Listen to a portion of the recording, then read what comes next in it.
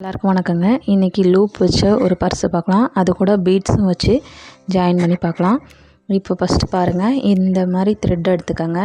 இந்த த்ரெட்டில் எண்டிங்கில் ஒரு கம்மு லைட்டாக கம்மு போட்டுக்கோங்க. எந்த கம்முனாலும் போடலாம். கம்மு போட்டு அதை கொஞ்சமாக அது காயிற வரைக்கும் கையில் நல்லா திரிச்சு விடுங்க. திரிச்சு விடணும். ஏன்னா அப்போ தான் நல்லா அது பார்க்குறக்கு ஊசி மாதிரி வரும். சரிங்களா? அந்த நூலே கொஞ்சம் ஊசி மாதிரி வரும். இந்த மாதிரி கையில் எடுத்து திரிச்சு விடுங்க. திரிச்சு விட்டு நல்லா நீட்டமாக விட்டிங்கன்னா இந்த மாதிரி இருக்கும். ஸ்டிஃபாக நிற்கும். உங்களுக்கு பீட்ஸை உள்ளே அந்த ஹோல்குள்ளே விடும்போது கரெக்டாக பாருங்கள், உங்களுக்கு அந்த த்ரெட்டு நார்மலாக உள்ளே போகும். சரிங்களா? இதுக்கப்புறம் உங்களுக்கு நீடில் வச்சு தான் போடணுன்னா நார்மல் நீடில் இருக்குது பார்த்திங்களா, அதில் இந்த மாதிரி கோர்த்துட்டு அதுக்கப்புறம் பீட்ஸை போட்டு உங்களுக்கு எவ்வளோ பீட்ஸ் தேவையோ அவ்வளோ பீட்ஸ் போட்டுக்கோங்க. எனக்கு இதுக்கு 2 ரோக்கு 24 பீட்ஸ் தேவைப்படுது. அப்போனா மொத்தம் 48 பீட்ஸ் போட்டிருந்தேன். இதுக்கு நடுவுலையும் எனக்கு த்ரெட்டு காலி ஆயிடுச்சுன்னு வேறு த்ரெட்டும் ஜாயின் பண்ணியிருந்தேன். அதனால் இதில் ஃபஸ்ட்டு 24 தான் போட்டிருந்தேன். சரிங்களா? பாருங்கள், இந்த மாதிரி பீட்ஸை கொறுத்துக்கணும். கொறுத்து முடித்ததுக்கப்புறம் அந்த கம்மு போட்ட இடம் இருக்குது பார்த்திங்களா, அதை கட் பண்ணி எடுத்துருங்க. ஏன்னா அது தேவை இருக்காது. நார்மலாக நூலை மட்டும் எடுத்துக்கோங்க. இந்த மாதிரி விரலை சுற்றி த்ரெட்டை மேலே இருக்கணும். இது வச்சுட்டு அந்த த்ரெட்டு கீழ் வழியாக நீடில் விட்டு எடுத்து விரலில் இருக்க அந்த த்ரெட்டை விட்டுட்டிங்கன்னா அதுக்கப்புறம் ஒரு லூப் கிடைக்கும். அந்த லூப்பை கொஞ்சம் டைட் பண்ணிக்கோங்க. இப்போ செயின் போட ஸ்டார்ட் பண்ணுங்கள். உங்களுக்கு செயின் எப்படி போடணுன்னு நார்மலாக தெரியும்னு நினைக்கிறேன். பார்த்து போடுங்க. எனக்கு நான் ஒரு நார்மலாக ஒரு பர்ஸை சின்ன பர்ஸை அளவு வச்சு இதை வச்சுருந்தேங்க. பாருங்கள், இந்த மாதிரி செயின் போட்டுக்கோங்க. நான் இந்த பர்ஸை தான் அளவு எடுத்திருக்கேன். உங்களுக்கு எந்த மாதிரி பர்ஸு வேணுமோ அதோட அளவை பேஸ் பண்ணிக்கோங்க. நான் பேஸில் இங்கே பாருங்கள், இந்த மாதிரி அளவு எடுக்கிறேன். இதில் எவ்வளோ தூரம் நம்மளுக்கு தேவையோ இந்த மாதிரி செயின் போட்டுக்கணும். இந்த பேஸ் எவ்வளோ தூரம் எனக்கு தேவைப்பட்டிருக்கோ நான் அவ்வளோ தூரம் போட்டிருக்கேன். எனக்கு இதுக்கு 25 செயின் மொத்தம் தேவைப்பட்டது. அதை மட்டும் போட்டிருக்கேன். போட்டதுக்கப்புறம் என்ன பண்ணுறேன், இந்த ஹைட்டை வச்சு தான் நானும் போட போகிறேங்க. இப்போ என்ன பண்ணுறேன்னா, ஃபஸ்ட்டு நம்ம ஒரு ரெண்டு லைன் சிங்கிள் க்ரோச்செட் போட போகிறோம். சிங்கிள் க்ரோச்செட் உங்களுக்கு ஈஸியாக தான் தெரியும். ஒரு செயினை விட்டுட்டு அடுத்த செயின்லேருந்து நீடில் விட்டு த்ரெட்டை வெளியெடுக்கணும். திரும்பவும் அந்த 2 லூப் வழியாகவும் த்ரெட்டை வெளியெடுத்துடணும். அவ்வளோதான். சிங்கிள் க்ரோச்செட் ரொம்ப சிம்பிளாக இருக்கும்.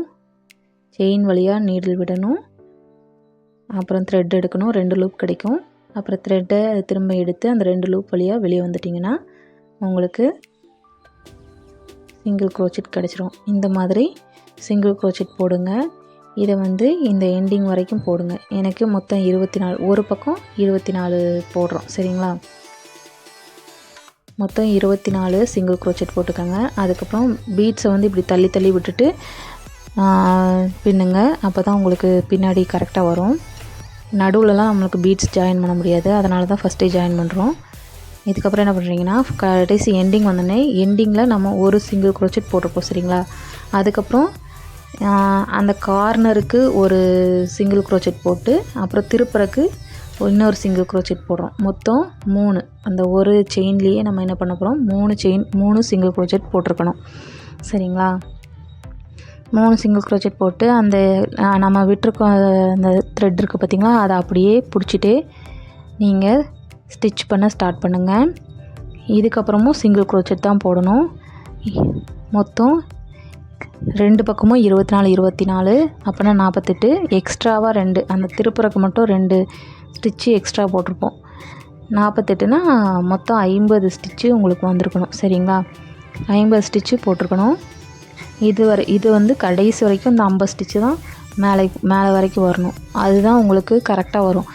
நீங்கள் நடுவில் எக்ஸ்ட்ராவாக ஏதாவது ஒன்று விட்டுட்டு இல்லைனா எக்ஸ்ட்ராவாக ஒரு ஸ்டிச்சு போட்டிங்கன்னா, உங்களுக்கு எக்ஸ்ட்ரா போட்டிங்கன்னா அந்த பர்ஸ் விரிஞ்சிட்டு இருந்த மாதிரி இருக்கும். இல்லைனா கம்மியாக போட்டிங்கன்னா மேலே குறுகிட்டு வந்துடும். சரிங்களா? அதனால் ஒவ்வொரு ரவுண்டு சுற்றும் போதும் நீங்கள் எவ்வளோ ஸ்டிச்சு போடுறீங்களோ அதை கரெக்டாக கவுண்ட் பண்ணிக்கோங்க. கீழே போடுற ஸ்டிச்சு தான் மேலே வரைக்கும் கரெக்டாக வரணும், கவுண்டிங் கரெக்டாக இருக்கணும். இந்த மாதிரி கடைசியாக இருக்கிறதுல ஸ்லிப் ஸ்டிச் போட்டு முடிச்சிடுங்க. முடிச்சுட்டு 2வது ரோவும் நம்ம என்ன தான் பண்ண போகிறோன்னா சிங்கிள் க்ரோச்செட் தான் போட போகிறோம். அதுக்கு ஒரு செயின் போட்டுக்கோங்க. ஒரு செயின் போட்டு ஃபஸ்ட்டு இருக்க ஸ்டிச்சிலே நம்ம என்ன பண்ணுறோன்னா சிங்கிள் க்ரோச்செட் போட ஸ்டார்ட் பண்ணணும். சரிங்களா? நம்ம மொத்தம் 50 சிங்கிள் க்ரோச்செட் போட்டிருக்கோம். அப்படின்னா ஒவ்வொரு ஸ்டிச்சுக்கு மேலேயும் அதே ஸ்டிச்சு கண்டிப்பாக வரணும். அப்போ நீங்கள் என்ன பண்ணுறீங்கன்னா ஃபஸ்ட்டு ஸ்டிச்சிலேருந்தே ஸ்டார்ட் பண்ணுங்கள். ஃபஸ்ட்டு ஸ்டிச்சிலேயே நீங்கள் என்ன பண்ணுறீங்கன்னா சிங்கிள் க்ரோச்செட் போட ஸ்டார்ட் பண்ணுங்கள். இது 2வது லைன் போட்டுட்ருக்கோம். நீங்கள் ஃபஸ்ட்டு ஆரம்பித்த இடத்துல இந்த மாதிரி உங்கள்கிட்ட பின் இருந்துச்சுன்னா, இது வந்து க்ரோச்செட்டுக்காக யூஸ் பண்ணுற பின் தான், இதை இப்படி போட்டுக்கலாம். இல்லைனா உங்கள்கிட்ட இந்த பின் இல்லை அப்படின்னா எக்ஸ்ட்ராவாக நீங்கள் நூல் வச்சுருப்பீங்களா, அதில் ஏதாவது ஒரு கட் பண்ணி அந்த நூலை என்ன பண்ணுறீங்கன்னா அந்த ஃபஸ்ட்டு ஸ்டிச்சில் இப்படி நீடில் விட்டு அந்த த்ரெட்டை வெளியே எடுங்க. வெளியே எடுத்திங்கன்னா இந்த மாதிரி அந்த இடத்துல பாயிண்ட் பண்ண மாதிரி இருக்கும். நம்ம இங்கே தான் ஃபினிஷ் பண்ணோம் அப்படிங்கிறது நம்மளுக்கு தெரிஞ்சுக்கும். சரிங்களா? அதனால தான் அதை போட்டு வைக்கிறோம். சிங்கிள் க்ரோச்செட் போடும்போது இது யூஸ் ஆகும். ஏன்னா அது நம்மளுக்கு பார்க்கும்போது தெரியாது, ஸ்டிச் எங்கே இருக்குன்னே தெரியாது, ஸ்டார்டிங் ஸ்டிச்சு. நான் இந்த பின்னே யூஸ் பண்ணிக்கிறேன். சரிங்களா? அதுக்கப்புறம் இதை சிங்கிள் க்ரோச்செட் போட ஸ்டார்ட் பண்ணுறேன். பாருங்கள், இந்த ரவுண்ட் ஃபுல்லாகவுமே என்ன பண்ணுறோன்னா சிங்கிள் க்ரோச்செட் தான் போடுறோம். ஃபஸ்ட்டு பேஸுக்கு வந்து நம்ம சிங்கிள் க்ரோச்செட் போட்டுக்கலாம். உங்களுக்கு இதோட லைன் கொஞ்சம் பெருசாக வேணும்னா ஹாஃப் டபுள் க்ரோச்செட் போட்டுக்கலாம். இல்லைனா உங்களுக்கு டபுள் க்ரோச்செட் வேணுனாலும் போட்டுக்கலாம். உங்களுக்கு உங்களோட விருப்பம் தான். எனக்கு நான் பேஸ் சின்னதாக இருந்தால் பரவாயில்லன்னு தான் நான் சிங்கிள் க்ரோச்செட் போட்டிருக்கேன். சரிங்களா? பாருங்கள், இது முடியும் போது என்ன பண்ணுறேன்னா அந்த நம்ம அந்த பின் போட்டிருந்தோம் பார்த்திங்களா, அந்த பின்னை ரிமூவ் பண்ணிட்டு அந்த ஸ்டிச்சுக்கு மேலேயே ஒரு ஸ்லிப் ஸ்டிச் போட்டுக்கணும். திரும்பவும் இப்போ என்ன பண்ண போகிறோன்னா நம்ம லூப் வச்சு போட போகிறோம். அப்போது நம்ம டபுள் க்ரோச்செட் வச்சு தான் லூப்பை போட போகிறோம். அதனால் என்ன பண்ணுறோன்னா 3 செயின் போட்டுக்கோங்க. 3 செயின் போட்டு ஒரு சுற்றி நீடில் அந்த ஃபஸ்ட்டு ஸ்டிச்சில் விட்டு த்ரெட்டை வெளியிடுங்க. வெளியே எடுக்கக்கூடாது, அந்த நீடில் அப்படியே வச்சுக்கோங்க. அப்புறம் என்ன பண்ணுறீங்கன்னா அந்த த்ரெட்டை கொஞ்சம் லூஸ் பண்ணி இப்படி பிடிச்சிக்கோங்க. கொஞ்சம் நூலை அந்த பக்கம் விட்டுருங்க. சரிங்களா? விட்டுட்டு அந்த த்ரெட்டை அப்படியே அந்த இன்னொரு விரலால் பிடிச்சிக்கோங்க. பிடிச்சிட்டு நீடில் வழியாக அந்த த்ரெட்டை வெளியே எடுத்து நீங்கள் எப்பவும் போல் டபுள் க்ரோச்செட் போடணும். ஆனால் அந்த த்ரெட்டை விட்டுறாதீங்க, நம்ம எக்ஸ்ட்ரா விட்டதை, அதுதான் லூப்பு. சரிங்களா? இது மாதிரி டபுள் க்ரோச்செட் போட்டுக்கோங்க. இப்போ பாருங்கள், நம்மளுக்கு ஒரு லூப் கிடச்சிருக்கு. இந்த மாதிரி ஒவ்வொரு ஸ்டிச்சுக்கும் ஒவ்வொரு லூப் போடுங்க. நீடில் ஒரு டைம் சுற்றி நீடில் வந்து அந்த ஸ்டிச்சுக்குள்ளே விட்டதுக்கப்புறம் கொஞ்சம் நூல் எடுத்து அப்படி லூஸ் பண்ணி விட்டு அதை இன்னொரு விரலால் பிடிச்சிக்கணும். பார்த்துக்கோங்க. அதுக்கப்புறம் இன்னொரு டைம் நீடில் த்ரெட்டை வெளியே எடுக்கணும். எடுத்துட்டு அந்த லூப்பை நல்லா பிடிச்சிட்டு அப்புறம் எப்பவும் போல் டபுள் க்ரோச்செட் போடணும். அவ்வளோதாங்க. இதுதான், இப்படி தான் லூப் போடணும். நம்ம ஃபஸ்ட்டே பாசி வைக்கக்கூடாது. ஃபஸ்ட்டு லூப் வெறுமனே லூப் மட்டும் இருக்கிற மாதிரி வைக்கணும். சரிங்களா? இந்த ரவுண்டு ஃபுல்லாக என்ன பண்ணுறோன்னா லூப் மட்டும் வர மாதிரி நீங்கள் அந்த ரோவை ஃபினிஷ் பண்ணணும். எதுவுமே ஆட் பண்ணக்கூடாது, வெறும் லூப் மட்டும் தான் இருக்கும். உங்களுக்கு ஃபஸ்ட்டு பார்க்கும்போது அது கொஞ்சம் கசகசன்னு இருந்த மாதிரி இருக்கும், நல்லா இல்லாத மாதிரி இருக்கும். ஆனால் நீங்கள் ஃபினிஷிங் போட்டு பார்த்தீங்கன்னா பார்க்க அழகாக இருக்கும். ட்ரை பண்ணி பாருங்கள். இந்த மாதிரி கடைசி வரைக்கும் இந்த மாதிரி ஃபஸ்ட்டு ஸ்டிச்சில் பின் போட்டுக்கோங்க. அதுக்கப்புறம் கடைசி வரைக்கும் இந்த மாதிரி லூப்பை போட்டுக்கோங்க.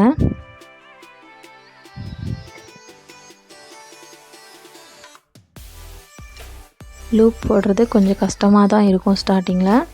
ஆனால் ட்ரை பண்ணிகிட்டே இருந்தீங்கன்னா உங்களால் போட முடியும். அந்த லூப்பை மட்டும் கொஞ்சம் விடாமல் விரலில் பிடிச்சிக்கோங்க. எல்லா லூப்பும் கொஞ்சம் ஒரே சைஸில் இருக்க மாதிரி வச்சு ஸ்டிச் பண்ணுங்கள்.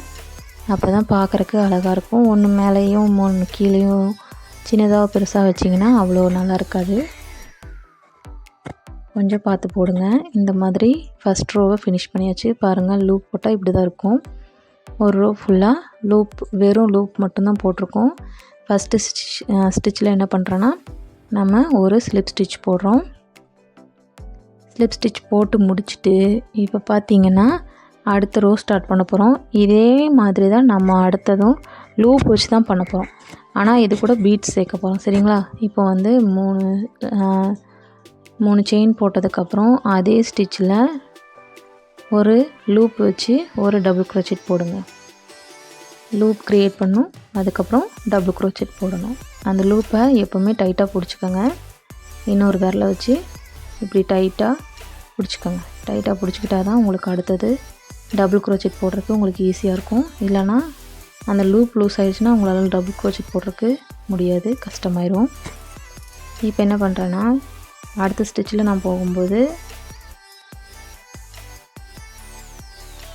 நீடில் ஒரு டைம் த்ரெட்டை சுற்றிட்டு அதுக்கப்புறம் அந்த பீட்ஸில் இருக்க ஒரே ஒரு பீட்ஸை மட்டும் நம்ம எடுத்து என்ன பண்ணுறோன்னா இந்த மாதிரி திரும்பவும் லூப் எடுக்கிறோம்.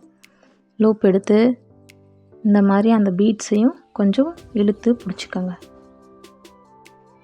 பீட்ஸுக்கும் என்ன பண்ணுறீங்கன்னா லூப் போட்டு தான் நம்ம அடுத்தது பண்ணணும். இந்த மாதிரி போட்டுக்கோங்க. இதுக்கப்புறம் நம்ம மூணு லூப் போடணும். இந்த மாதிரி திரும்பவும் நார்மல் லூப்பு போடுங்க. இது வந்து கண்டினியூஸாக பீட்ஸ் வச்சிங்கன்னா பார்க்குறக்கு அவ்வளோ அட்ராக்டிவாக இருந்த மாதிரி இருக்காது. வேணால் நீங்கள் வச்சு ட்ரை பண்ணி பாருங்கள். உங்களுக்கு பிடிச்சிருந்தனா அந்த மாதிரி வச்சுக்கோங்க. நான் வந்து அந்த மாதிரி வைக்கல. கொஞ்சம் பீட்ஸுக்கு வந்து நடுவில் இந்த மாதிரி நார்மலாக லூப்பு, அதாவது 3 லூப் வச்சுட்டு நார்மல் லூப் வச்சுட்டு அதுக்கப்புறம் ஒரு பீட்ஸ் வச்சுருப்பேன். ஒரு பீட்ஸ் வைக்கணும், அப்புறம் 3 லூப் போடணும். நான் ஒரு பீட்ஸ் வைக்கணும், அப்புறம் 3 லூப் போடணும். அந்த மாதிரி தான் விட்டு தான் வச்சுருந்தேங்க. அப்போ பார்க்குறக்கு இன்னும் கொஞ்சம் நல்லாயிருக்கும். ரொம்ப க்ளோஸாக இருந்துச்சுன்னா பார்க்குறக்கு எனக்கு என்னமோ பிடிக்கல. உங்களுக்கு அந்த மாதிரி பிடிச்சதுன்னா நீங்கள் போட்டு ட்ரை பண்ணி பாருங்கள். இந்த மாதிரி 3 லூப் போட்டுட்டு அடுத்தது 4ஆவது லூப் போடும்போது என்ன பண்ணுறோன்னா நம்ம பீட்ஸ் வைக்கணுங்க. இந்த மாதிரி பீட்ஸ் வச்சு ஃபினிஷ் பண்ணுங்கள். பீட்ஸ் வச்சு பீட்ஸுக்கும் லூப் வைக்கணும். சும்மா வச்சிங்கன்னா நல்லா இருக்காது. இந்த மாதிரி அந்த பீட்ஸையும் பிடிச்சிட்டு டபுள் க்ரோச்செட் போட்டுக்கோங்க. இந்த மாதிரி அந்த ரோ ஃபுல்லாக போட்டு முடிக்கணும். பாருங்கள், இந்த மாதிரி இந்த ரோ ஃபுல்லாக போட்டு முடிச்சுக்கோங்க. போட்டு முடிக்கும்போது நான் அதில் பின் போட்டிருந்தது கழட்டிட்டேங்க. அதை உங்களுக்கு காட்ட முடியல. நான் ஃபஸ்ட்டு ஸ்டிச்சில் என்ன பண்ணுறேன்னா நம்ம ஒரு ஸ்லிப் ஸ்டிச் போட்டுக்கணும். போட்டதுக்கப்புறம் நம்ம அடுத்த ரோ என்ன பண்ணுறோன்னா நார்மலாக ஒரே ஒரு லூப் மட்டும் போடுறோம். சரிங்களா? இந்த மாதிரி ஒரே ஒரு லூப் போட்டுக்கலாம். ஒரே ஒரு லூப்பில் 3 செயின் போட்டுக்கோங்க. 3 செயின் போட்டுட்டு அதே ஸ்டிச்சில் என்ன பண்ணுறீங்கன்னா நம்ம லூப் போட ஸ்டார்ட் பண்ணோம். அதாவது பீட்ஸ் வைக்காமல் லூப் போடுங்க. ஒரு ரோ வந்து நம்ம பீட்ஸ் வச்சு போடணும், ஒரு ரோ வந்து பீட்ஸ் இல்லாமல் போடணும். அப்போ தான் பார்க்குறக்கு கொஞ்சம் நீட்டாக இருந்த மாதிரி இருக்கும். அதுக்காக தான் அப்படி போடுறோம். நீங்கள் உங்களுக்கு பார்க்க கொச்ச கொச்சான்னு இருந்தாலும் பிடிக்கும்னாலும் நீங்கள் அப்படி போட்டு பாருங்கள். உங்களுக்கு பிடிச்சதுன்னா அந்த மாதிரி வச்சுக்கோங்க. ஆனால் எனக்கு வந்து கொஞ்சம் இந்த மாதிரி தள்ளி இருந்தால் நல்லாயிருக்கும்னு தோணுச்சு. அதனால் அந்த மாதிரி வச்சுருக்கேன். பாருங்கள், இந்த மாதிரி ஒரு ரோ வந்து செகண்ட் ரோ வந்து இந்த மாதிரி போட்டிருக்கோம். லூப் மட்டும்தான் போட்டிருக்கோம், பீட்ஸ் இல்லாமல். அப்புறம் அந்த பின்னை கழட்டிட்டு ஃபஸ்ட்டு இருக்க ஸ்டிச் மேலே ஒரு ஸ்லிப் ஸ்டிச் போட்டுக்கோங்க. ஸ்லிப் ஸ்டிச் இந்த மாதிரி போட்டுட்டு அடுத்தது என்ன பண்ண போகிறோன்னா பீட்ஸ் வச்சு போட போகிறோம். சரிங்களா? நீங்கள் எப்போவும் போடுற அதே லூப்பு தான், மேலே வரைக்கும் அதே தான் போட போகிறீங்க. என்ன ஒரு ரோவில் வந்து சும்மா நார்மல் லூப் போடுவோம், அதுக்கப்புறம் பீட்ஸ் வச்சு போடுவோம். ஒரு நார்மல் லூப், அதுக்கப்புறம் பீட்ஸ், அதுக்கப்புறம் ஒரு நார்மல் லூப், ஒரு பீட்ஸ், அந்த மாதிரி மாற்றி போடணும். சரிங்களா? அதுக்கப்புறம் இந்த லூப்பில் வந்து நம்ம இந்த ரோவில் வந்து என்ன பண்ணுறோன்னா பீட்ஸ் வச்சு போடுறோம். சரிங்களா? லூப் வந்து போடுறதுக்கு உங்களுக்கு கஷ்டமாக இருந்துச்சுன்னா கொஞ்சம் ட்ரை பண்ணிக்கிட்டே இருங்க, போட முடியும் கண்டிப்பாக. ஏன்னா ஸ்டார்டிங்கில் வரவங்களுக்கு இது வந்து கொஞ்சம் கஷ்டமாக தான் இருக்கும். ஆனாலும் போட்டுடலாம், நீங்கள் ட்ரை பண்ணிட்டு இருந்தீங்க போட்டுடலாம். சரி, இந்த மாதிரி பீட்ஸ் வச்சு போட்டுக்கோங்க. போட்டுட்டு அந்த ரோவையும் ஃபினிஷ் பண்ணிடுங்க.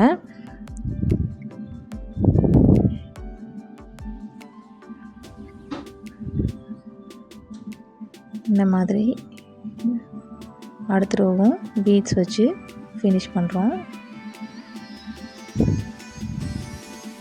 பாருங்கள், ஒரு லூப்பில் ஒரு ரோ வந்து லூப் வச்சுருக்கோம், ஒரு இதில் வந்து பீட்ஸு, ஒரு இதில் லூப்பு, ஒரு இதில் பீட்ஸு, அப்படி மாறி மாறி தான் வரும்.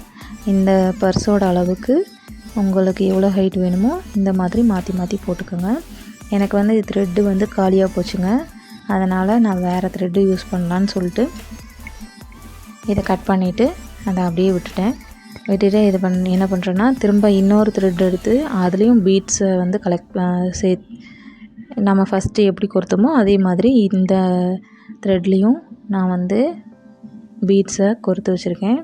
இப்போ என்ன பண்ணுறேன்னா, நம்ம எங்கே ஃபினிஷ் பண்ணோமோ அங்கேருந்து ஸ்டார்ட் பண்ணலாம். அங்கே ஃபினிஷ் பண்ண இடத்துலையே திரும்பவும் அந்த த்ரெட்டையும் பிடிச்சிக்கோங்க. அப்புறம் இன்னொரு நூலில் எடுக்கிறாங்கள்ல அதையும் பிடிச்சிட்டு ஒரு லூப் எடுத்துகிட்டு அந்த 2 த்ரெட்டையும் தனியாக பிடிச்சிக்கோங்க. அப்புறம் அதுலேயே 3 செயின் போட்டு ஸ்டார்ட் பண்ணுங்கள். எப்பவும் போல தான் இது இந்த ரோம் வந்து பீட்ஸ் வச்சு போடுறது, சரிங்களா?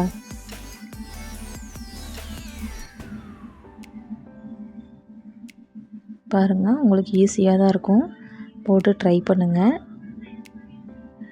பர்ஸு தான் அப்படின்னு நினச்சி விட்டுறாதீங்க. ஏன்னா ஒவ்வொரு இதுலேயுமே ஒவ்வொரு பேட்டர்ன் போடுவோம், சரிங்களா? இதில் வந்து நம்ம லூப் எப்படி போடலாம் அப்படிங்கிறது தான் நம்ம கற்றுக்கிறதுக்காக இந்த சின்ன பர்ஸாக பண்ணுறேன். இதை ஒரு சின்ன ப்ராஜெக்ட் மாதிரினே எடுத்து பண்ணுங்கள். இந்த மாதிரி இந்த பர்ஸை நான் இந்த மாதிரி ஃபினிஷ் பண்ணுங்கள். இது லூப் வரைக்கும் போட்டு முடிச்சதுக்கப்புறம் நம்மளுக்கு மேலே வந்து ஜிப்பு போடுறதுக்காக என்ன பண்ணால், மேலே கீழே பேஸ்க்கு எப்படி சிங்கிள் க்ரோச்செட் 2 ரோ போட்டோமோ அதே மாதிரி மேலேயும் 2 சிங்கிள் க்ரோச்செட் ரோ போடணுங்க. பாருங்கள், இந்த மாதிரி சிங்கிள் க்ரோச்செட்டு வந்து 2 ரோ போடணும், சரிங்களா? இது ஃபுல்லாக சுற்றி 2 ரோ போட்டுக்கோங்க. 2 ரோ போட்டு இந்த மாதிரி ஃபினிஷ் பண்ணிக்கோங்க. ஃபினிஷ் பண்ணதுக்கப்புறம் என்ன பண்ணுறேன்னா, கடைசி ஃபினிஷிங்கில் நம்ம ஒரு ஸ்லிப் ஸ்டிச் போட்டு ஃபினிஷ் பண்ணியிருக்கோம். அந்த த்ரெட்டை வெளியே இழுத்துட்டு அதை கட் பண்ணி விட்டுருங்க.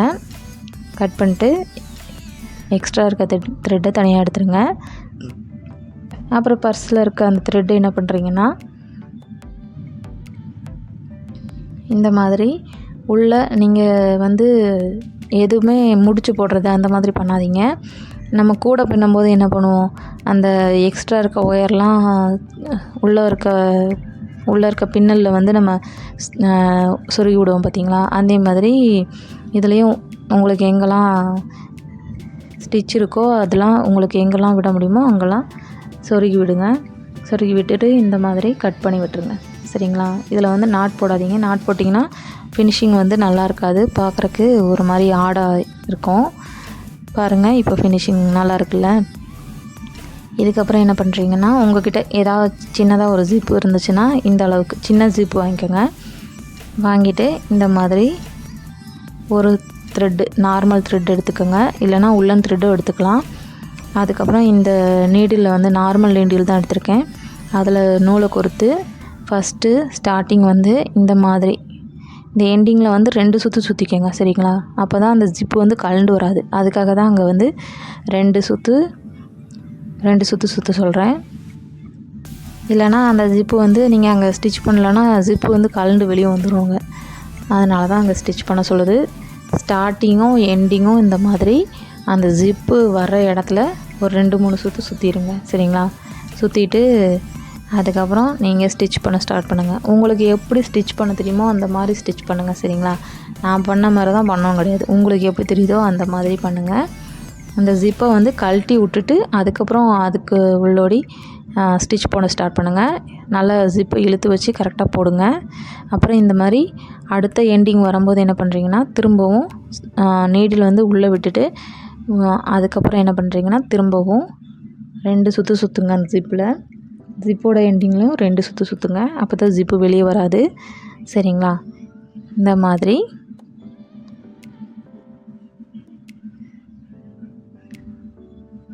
இந்த மாதிரி சுற்றிக்கோங்க.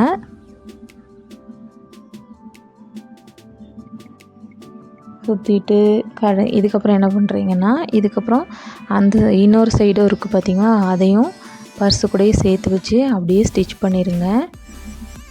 உங்களுக்கு எந்த மாதிரி தெரியுமோ அந்த மாதிரி ஸ்டிச் பண்ணிக்கோங்க. சரிங்களா? இப்போ இது வந்து நார்மலாக நம்ம நீடில் வச்சு பண்ணுறது. ஒரு சிலர் வந்து ஜிப்பையே அப்படியே வச்சு அதிலருந்தே க்ரோச்செட் பண்ண ஸ்டார்ட் பண்ணுவாங்க. அது வந்து பின்னாடி ஈஸியாக பண்ணுறக்காக நான் சொல்லித்தரேங்க. இது வந்து ஈஸியான மெத்தடில் சொல்கிறக்காக இந்த மாதிரி சொல்லியிருக்கேன். ட்ரை பண்ணி பாருங்கள். ஜிப்பு பார்க்க நல்லாயிருக்கு. இது உங்களுக்கு காயின் பர்ஸாகவும் யூஸ் பண்ணிக்கலாம். இல்லைனா உங்களுக்கு இதோட பெருசாக வேணுன்னா எக்ஸ்ட்ரா செயின் போட்டு ஏதோ ஒரு பர்ஸை அளவு வச்சு பண்ணுங்கள். உங்களுக்கு பண்ணுறதுக்கு ஈஸியாக தான் இருக்கும். ட்ரை பண்ணி பாருங்கள். தேங்க்யூங்க எல்லாத்துக்கும்.